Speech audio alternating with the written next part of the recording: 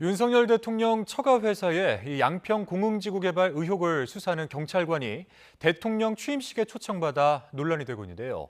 YTN 취재 결과 인허가를 특혜 연장해줬다는 의혹을 받는 양평군청 공무원은 수사를 받는 와중에 최근 군청 내 세 자리뿐인 국장으로 승진한 것으로 확인됐습니다. 이준엽 기자입니다. 윤석열 대통령의 처가 회사가 경기도 양평 공흥지구에 아파트를 지으며 여러 특혜를 받았다는 의혹은 약 10개월 동안 경찰에서 수사를 벌이고 있습니다. 지난해 말부터는 경기 남부경찰청이 양평경찰서에서 사건 일체를 넘겨받았습니다.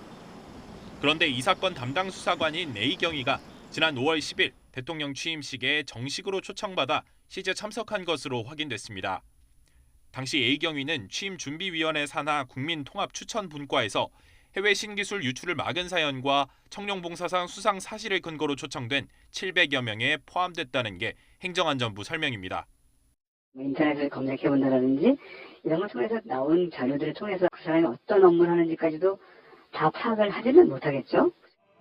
결과적으로 윤석열 대통령 처가 의혹 수사 담당자가 취임식에 초청받아 참석했다는 건 적절치 않다는 지적이 나오고 있습니다. A경위가 속한 경기 남부경찰청은 대통령 취임식이 국가적인 행사이기 때문에 참석이 문제될 거라고는 생각하지 못했다고 설명했습니다.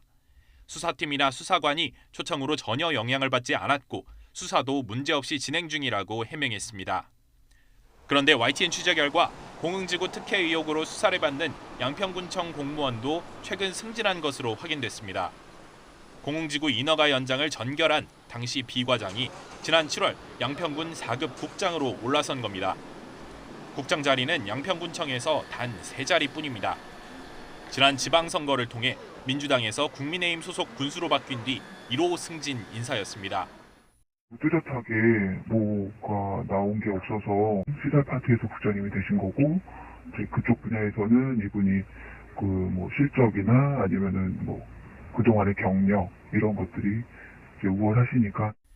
비 국장은 지난 2014년 만료됐어야 하는 사업 인허가가 제때 연장되지 않았는데도 아무런 조치가 없다가 2년 뒤 준공을 코앞에 두고 소급해서 인가를 연장해줘 특혜를 제공했다는 의혹으로 경찰 수사 대상에 올랐습니다. 양평군청은 지난 2017년 윤 대통령 장모와 부인 김건희 여사가 관여한 처가 회사로부터 개발부담금 1억 8천만 원을 받아야 했지만 모두 면제해 준 것으로 드러났습니다. 지난 대선 기간 이 같은 사실이 뒤늦게 알려진 뒤 정정했고 이 또한 경찰 수사 대상입니다.